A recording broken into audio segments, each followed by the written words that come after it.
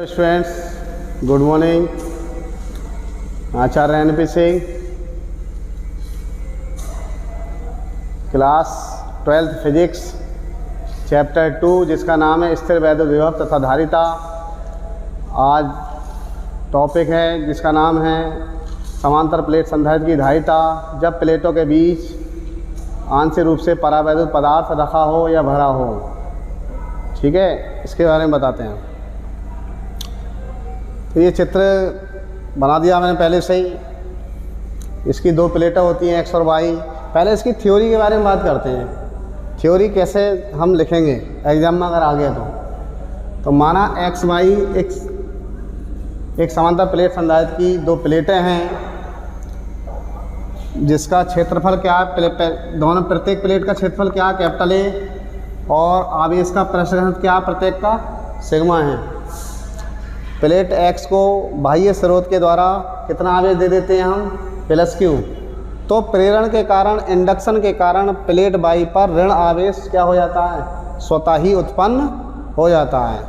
अब बात ये आती है कि दोनों प्लेटों के बीच में एक टी मोटाई का, टी का मतलब मोटाई को क्यों टी से माना है, क्योंकि थिकनेस का मतलब होती है इससे मोटाई, यानी टी मोटाई की एक परावैद्युत पट्टी रख देते हैं जिसका माध्यम में भरे पदार्थ का परावैद्युतांक कितना है, के। और ये जो दोनों तरफ देख रहे हो खाली जगह, यहाँ पर क्या है, वायु है।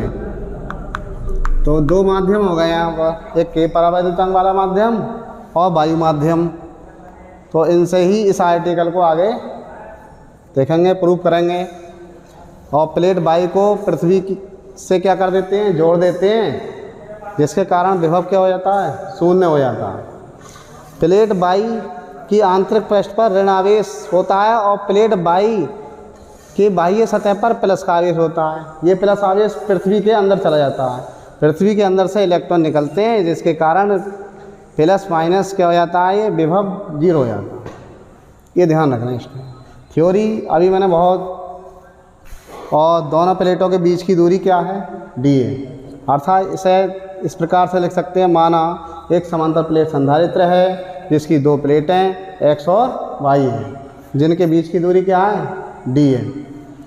प्रत्येक प्लेट का क्षेत्रफल क्या है, कैपिटल ए है, और प्रत्येक प्लेट के आवेश का पृष्ठ घनत्व क्या है, सिग्मा है।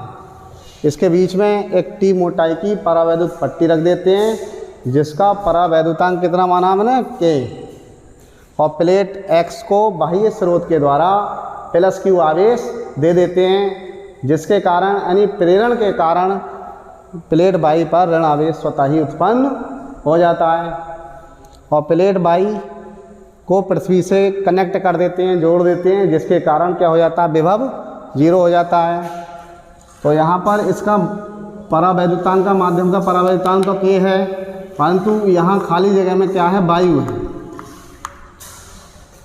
तो हमें वैद्युत धारिता निकालने के लिए ये फार्मूला लगाना पड़ेगा, C = Q अपॉन क्या, B। तो Q तो बाह्य स्रोत के द्वारा आवेश दे दिया गया है, परंतु हमें निकालना है विभव, यानी प्लेटों के मध्य विभवांतर निकालना है, कुल विभवांतर। तो यहाँ दो विभवांतर होंगे, एक वायु क्षेत्र में और एक इस पट्टी के अंदर। तो इसे वायु क्षेत्र में मान लिया मैंने V1, या वायु क्षेत्र के विभवांतर को लिख देंगे हम BA से या BO से लिख देंगे, और परावैद्युत पट्टी के अंदर B। तो इस प्रकार से कुल जो विभवांतर होगा इसके अंदर B = B1 + B2 या B = BO + B, B dash मान लो या B1 + B2 मान लो, कोई दिक्कत नहीं है इसमें। तो हमें वैद्युत धारिता निकालने के लिए विभव निकालना है, विभवांतर निकालना है। ठीक है,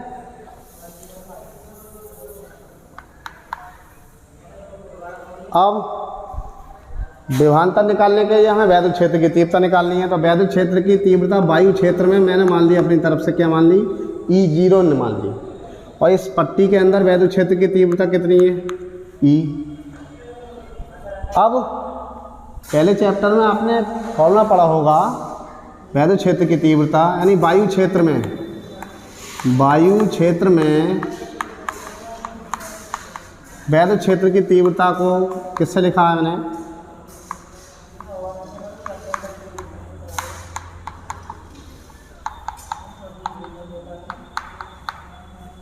ये फॉर्मूला पढ़ा होगा आपने, E is equal to sigma बटे के एप्सिलॉन नॉट।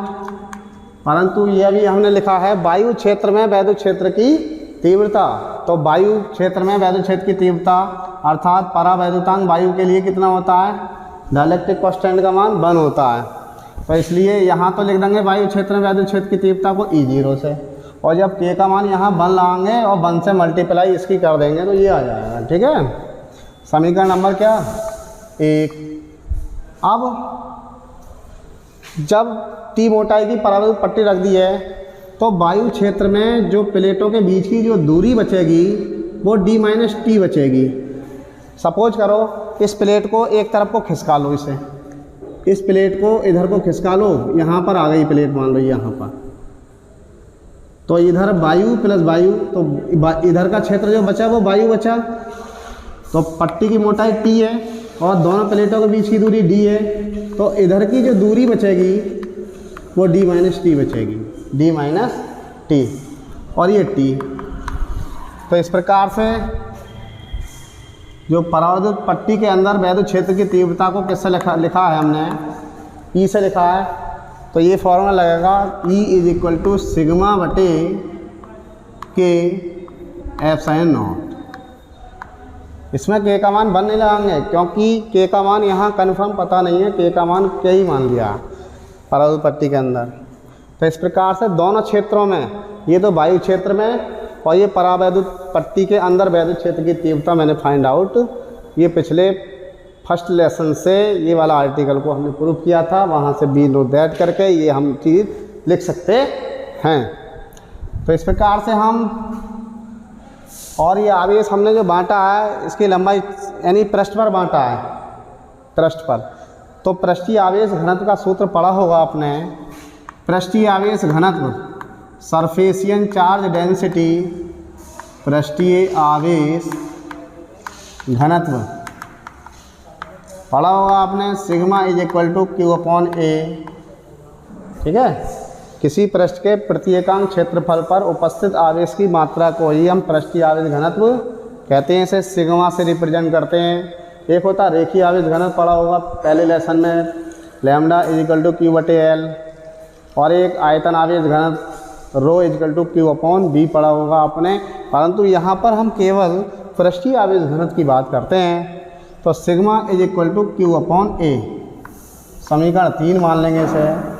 अब डियर स्टूडेंट्स, सिग्मा का मान क्यू बटे ए है, तो सिग्मा का मान क्यू बटे ए हम पहली और दूसरी समीकरण में दोनों में लगा देंगे। समीकरण नंबर 3 से 1/2 के मान, समीकरण नंबर 3 से सिग्मा का मान 1/2 में रखने पर तब जो नई समीकरण बनेंगी ई नॉन इक्वल टू सिग्मा का मान लगा देंगे क्यू बटे ए, इसे मैंने मान लिया 4 समीकरण। अब सिग्मा का मान यहाँ पे भी लगा देंगे दूसरी में भी, तो E is equal to sigma का मान तो लगाएंगे क्यू बटे के ए एप्सिलॉन नॉट, ये आ गया। तो वायु क्षेत्र में वैद्युत क्षेत्र की तीव्रता और परावैद्युत पट्टी के अंदर वैद्युत क्षेत्र की तीव्रता E0 और E के मान हमने इस प्रकार से फाइंड आउट किए हैं। अब हाँ, सबसे पहले मैंने बताया था आपको कि समांतर प्लेट संधारित्र की धारिता निकालने के लिए हमें विभव चाहिए, तो हम विभव निकालेंगे, विभवांतर यानी प्लेटों के बीच में उत्पन्न कुल विभवांतर। मैं थ्योरी ना लिख रहा हूँ, PDF में टोटल आपको दे दी जाएगी। तो B इक्वल टू बी वायु क्षेत्र में विभव और प्लस B परावैद्युत पट्टी, यानी पट्टी लिख दे रहा हूँ खाली। अब एक फॉर्मूला पढ़ा होगा पहले चैप्टर में, फर्स्ट चैप्टर में पढ़ा होगा आपने कि वैद्युत क्षेत्र की तीव्रता जो होती है वो होती है E equal to B upon क्या D, यानी प्लेटों के मध्य उत्पन्न विभवांतर B तथा प्लेटों के बीच की दूरी D के रेशो का मतलब अनुपात को वैद्युत क्षेत्र की तीव्रता कहते हैं। तो यहाँ से हम B का मान निकालें तो ये आएगा B इज इक्वल टू क्या ED, यानी ये कह सकते हैं कि वैद्युत क्षेत्र की तीव्रता और प्लेटों के बीच की दूरी डी के गुणनफल को क्या कहते हैं, विभवांतर। तो विभवांतर का यही फॉर्मूला मैं लगाने वाला हूँ। तो यहाँ पर बी कुल है, कुल टोटल विभवांतर यानी वायु क्षेत्र के लिए और परावैद्युत पट्टी के अंदर। तो इसे आप दिमाग में बी वायु को B1 माने, इसे B1 लिख दिया मैंने। तो इसे E0 इंटू E1 D1 और B2 equal to E2 into D2। अब D1 D2 के मान चेंज हो जाएंगे और E1 E2 के मान भी चेंज हो जाएंगे यहाँ पर वायु और पट्टी। तो इसे आपने बी वायु को क्या मान लिया B1, इसे क्या मान लिया B2। तो इस प्रकार से B1 क्या है E1 D1 और B2 क्या है E2 D2। तो E1 जो है वो वायु के लिए है और वायु के लिए E1 का मान क्या लगाऊंगा मैं यहाँ पर E0। अभी हमने समझाया था कि पट्टी को एक तरफ को हम क्या कर लें, इसे खींच लें। तो वायु क्षेत्र में जो प्लेटों के बीच की दूरी बनती है वो D माइनस टी, यानी T को कम कर दिया जाएगा D में से। तो ये जाएगा D माइनस टी प्लस यहाँ भी E2 D2 हो जाएगा।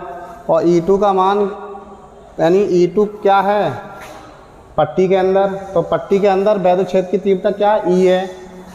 तो E और प्लेटों के बीच की दूरी अर्थात प्लेटों तो यही है T, इसकी मोटाई कितनी है T।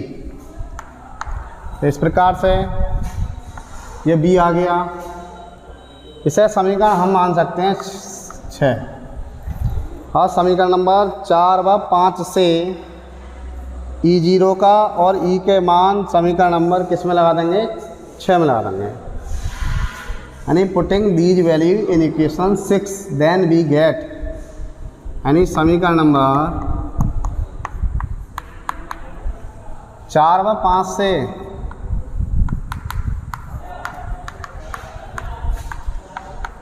E0 व E के मान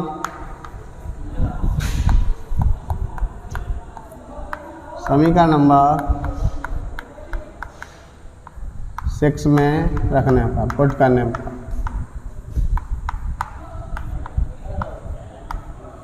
और ये मान लगा रहे हैं, देखो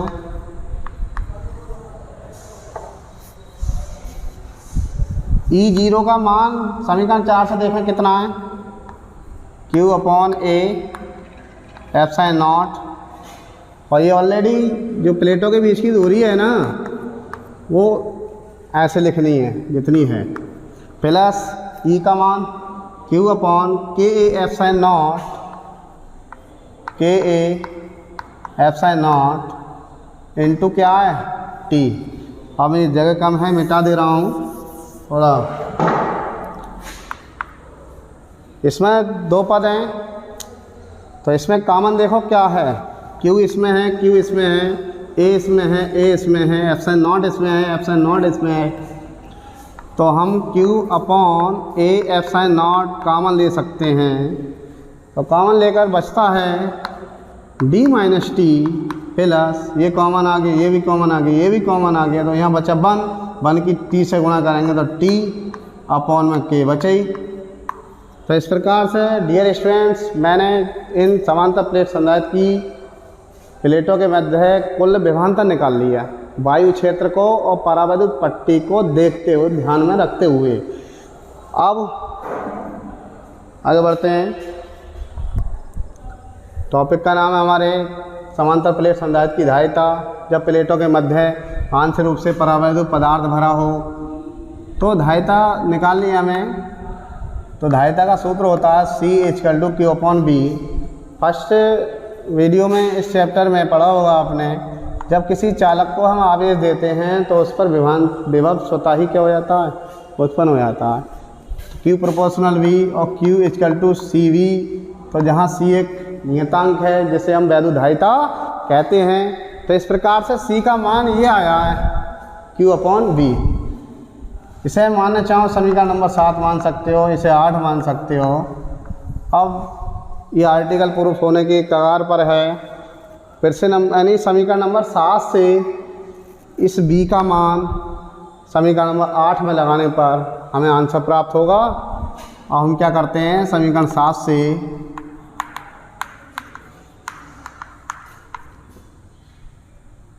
बी का मान समीकरण नंबर 8 में रखने पर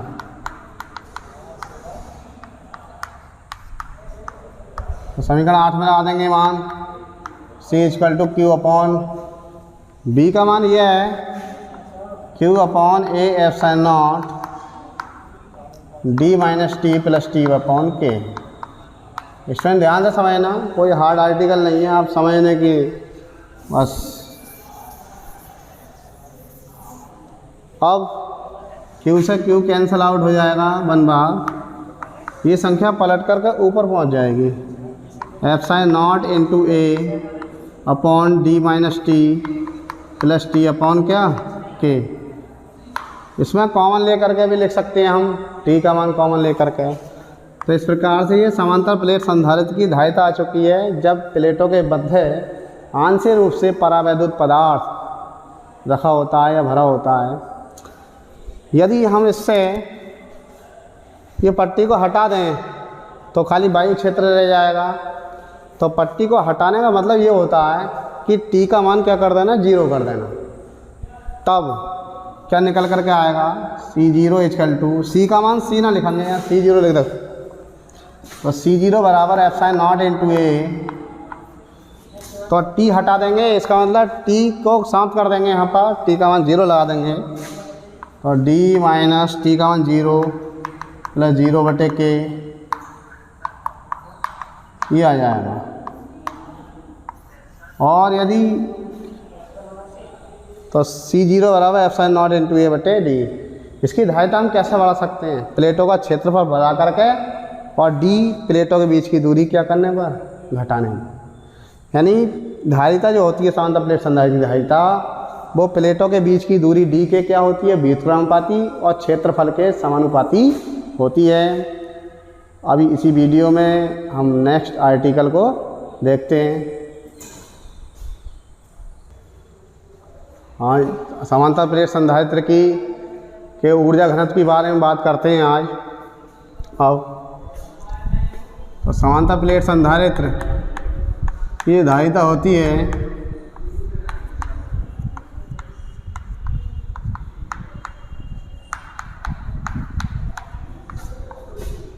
समांतर प्लेट संधारित्र की धारिता जब माध्यम का परावैद्युतांक क्या हो, के हो, तब C बराबर होता है के एप्सिलॉन नॉट इंटू ए बटे क्या डी। पिछली वीडियो में पढ़ा होगा आपने, मैंने प्रूफ करा दिया था। और जब वायु के लिए हो तो C इक्वल टू होता है epsilon not into A upon D. ये फॉर्मूला समांतर प्लेट संधारित्र की धारिता का पढ़ा होगा आपने, के epsilon not into A upon D. वायु के लिए के का मान कितना लगा देंगे, 1। इस प्रकार से C equal to epsilon not into A upon क्या आ जाएगा, डी आ जाएगा। जहाँ ए प्लेटों का क्षेत्रफल और डी प्लेटों के बीच की दूरी है। तो इस प्रकार से वी नो दैट करके हम लेके चलेंगे इस चीज़ को। अब बात हो रही है ऊर्जा घनत्व की, तो घनत्व तो बाद में निकालेंगे, पहले ऊर्जा के बारे में बात करते हैं। ऊर्जा घनत्व तो समांतर प्लेट संधारित्र के अंदर जो संचित ऊर्जा का सूत्र होता है वो पढ़ा होगा आपने, प्रूफ करा दिया ये भी पिछली वीडियो में, U equal to half CV square. कैसे प्रूफ कराया जानते हैं आप। आवेश देने से पहले विभव कितना होता है, 0। जब आवेश ही नहीं देंगे तो विभव 0 होगा। आवेश देने के बाद विभव कुछ ना कुछ उस पर आ जाएगा। तो B2 बराबर मान लो B आ गया, तब निकालेंगे औसत विभव, एवरेज पोटेंशियल। औसत विभव बराबर B1 प्लस B2 अपॉन क्या 2, आंकड़ों का योग बटे आंकड़ों की संख्या। तो इस प्रकार से 0 प्लस B बटे 2, तो औसत विभव आ चुका है B बटे 2। फॉर्मूला हाई स्कूल वाला पढ़ा होगा आपने, विभव बराबर W बटे Q, यानी B इक्वल टू W बटे Q। तो यहाँ से तिरछी गुणा करके W बराबर BQ आ जाएगा। तो W को हम लिखेंगे चालक को आवेशित करने में किया गया कार्य बराबर BQ। B का मतलब औसत विभव और Q का मतलब आवेश। तो इस प्रकार से W इक्वल टू BQ, और B की जगह B बटे 2 लगाएंगे औसत विभव, तो 1 बटे 2 B ऐसे ही, और Q का मान अभी पढ़ाया था हमने CV होता है। तो इस किए गए कार्य को ही वैद्युत स्थिर ऊर्जा बोलते हैं। तो स्टूडेंट्स ये डायरेक्ट याद रखना कि किसी समांतर प्लेट संधारित्र के अंदर यानी कंडेंसर के अंदर, संधारित्र के अंदर जो संचित ऊर्जा यानी ऊर्जा इकट्ठी होती है, कंटेन होती है, वो U बराबर होती है हाफ CV²। ये दो फॉर्मूला याद रखना आप इस प्रकार से।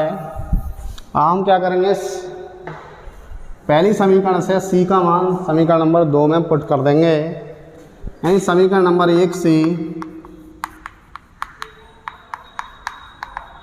से C का मान समीकरण नंबर 2 में रखने पर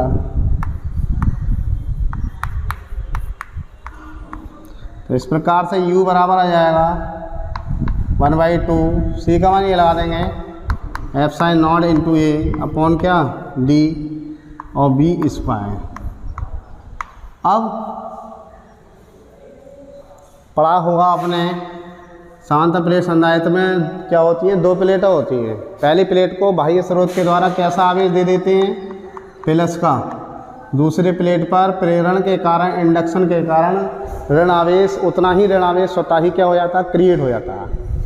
और इनके बीच की दूरी प्लेटों के क्या मान लेते हैं, D मान लेते हैं। आई समझ में। और विभवांतर कितना उत्पन्न हो जाता है, B। तो वैद्युत क्षेत्र की तीव्रता प्लस से बाहर की तरफ होती है, तो यहाँ वैद्युत क्षेत्र की तीव्रता का फॉर्मूला लग जाएगा E = B/क्या D लग जाएगा। तो समांतर प्लेट संधारित्र की प्लेटों के मध्य उत्पन्न वैद्युत क्षेत्र की तीव्रता, मैं थ्योरी ना लिख रहा हूँ, बोल रहा हूँ, PDF फाइल में आपको टोटल ओके सब मिल जाएगा। तो E = B/क्या D, तो B = ED। ये अपने आप सोचना पड़ता है कि हमें आगे अगला स्टेप क्या करना है।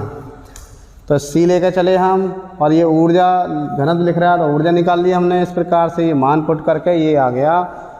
हमने सोचा समांतर प्लेट संधारित्र में दो प्लेटें होती हैं, एक प्लस आवेश देते हैं पहले प्लेट को, तो दूसरी पर ऋण आवेश स्वतः ही उत्पन्न हो जाता है। इस प्रकार से प्लस माइनस के बीच में वैद्युत क्षेत्र होगा, वो B और D के पदों में ये फॉर्मूला पुट करके हमने B का मान निकाल लिया, B = E/D। अब क्या काम करते हैं, समीकरण 4 से स्पष्ट ध्यान से देखें।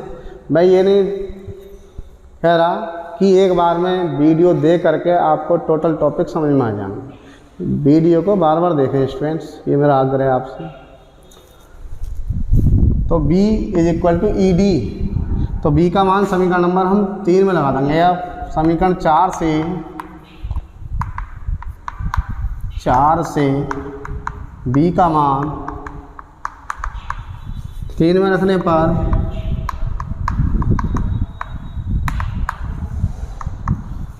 तो U = ½ ε0 A/क्या D। और देखो B² लिख रहा है, तो B का मान क्या लगा देंगे, ED। तो E² D² लिख देंगे यहाँ, सब पे स्क्वायर है ना ये B पर, तो E² D²। तो इस प्रकार से D से एक पावर कैंसिल हो जाएगी, ये इसे 2 बार लिख लो, D × D, D से D कट जाएगा।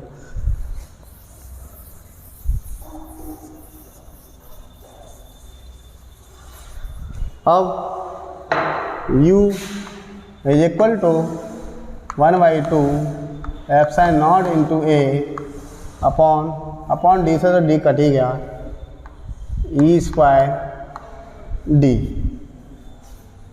अब इसमें क्या काम करेंगे, यहाँ पर 1/2 ε0, वैसे मुझे पहली लाइन में लिख देना चाहिए था, परंतु अब लिख दे रहा हूँ ε0 इंटू E²। A के साथ में मिलाकर क्या लिख दूँगा मैं, D। सोचो इसे, आप थोड़ा सोचो, AD क्या बन गया, आयतन बन गया, वॉल्यूम। अब AD को आयतन कैसे बोल रहे हैं हम, आयतन की विमा निकाल लो, L की Q होती है, या मात्रक से देख लो, ये आयतन बना है, मीटर की घात 3 मात्रा होता है। तो क्षेत्रफल का मात्रा मीटर², और प्लेटों के बीच की दूरी है, ये भी M के सिस्टम के अनुसार मीटर होगा, तो मीटर की घात 3। AD को क्या मानोगे, जब आप आयतन मानोगे नहीं मानोगे, तो AD आयतन है, परंतु ये क्या लिख रहा है, हमें तो ऊर्जा घनत्व निकालना है, एनर्जी डेंसिटी निकालनी है। तो वैसे घनत्व का सूत्र क्या होता है, घनत्व बराबर होता है द्रव्यमान बटे आयतन, मास बटे वॉल्यूम।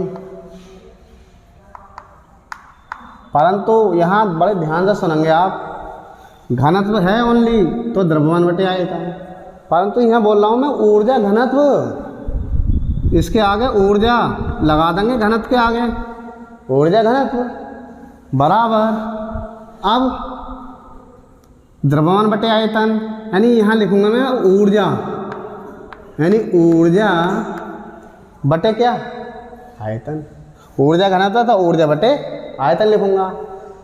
तो इस प्रकार से ऊर्जा घनत्व को हम स्मॉल यू से लिखते हैं। वैसे ऊर्जा घनत्व होता क्या है, किसी समांतर प्लेट संधारित्र के एकांक आयतन में उपस्थित ऊर्जा को ही क्या कहते हैं, हम ऊर्जा घनत्व कहते हैं। इसे स्मॉल यू से प्रदर्शित करते हैं। तो स्टूडेंट अभी जो मैंने बताया था इसे स्मॉल यू से लिखते हैं, तो ये हो जाएगा स्मॉल यू बराबर ऊर्जा बटे क्या आयतन, ऊर्जा बटे आयतन। आयतन क्या होता है एडी, अभी मैंने डायमेंशन निकाल करके इसे बता दिया कि आयतन कैसे है ये। तो स्मॉल यू यानी एनर्जी डेंसिटी या ऊर्जा घनत्व बराबर, तो कैपिटल यू का मान मैं पहले ही निकाल चुका हूँ, 1/2 epsilon not E square A D upon A D. A D से ए डी कैंसिल आउट हो जाएगा, तो यू इक्वल टू हो जाएगा 1/2 एप्सिलॉन नॉट ई स्क्वायर। अगर मात्रक की बात करें हम तो ये ऊर्जा है, ऊर्जा का मात्रक क्या जूल, और ये ए डी क्या है आयतन वॉल्यूम, तो वॉल्यूम का मात्रक क्या मीटर की घात 3। तो ये आ गया। ये इतना इम्पोर्टेंट आर्टिकल है आज के कि ये पेपर में कई बार आ चुके हैं। ये तो ये वाला जो ऊर्जा एनर्जी डेंसिटी का आर्टिकल है ये कई बार आ चुका है पेपर में। इसे एक बार अगर समझ में नहीं आए वीडियो देखने के बाद बार बार देखें, टाइम है आपके पास, ठीक है। और कोई दिक्कत हो तो कॉल करके भी पूछ सकते हैं। धन्यवाद स्टूडेंट्स, आज के लिए इतना ही काफ़ी है।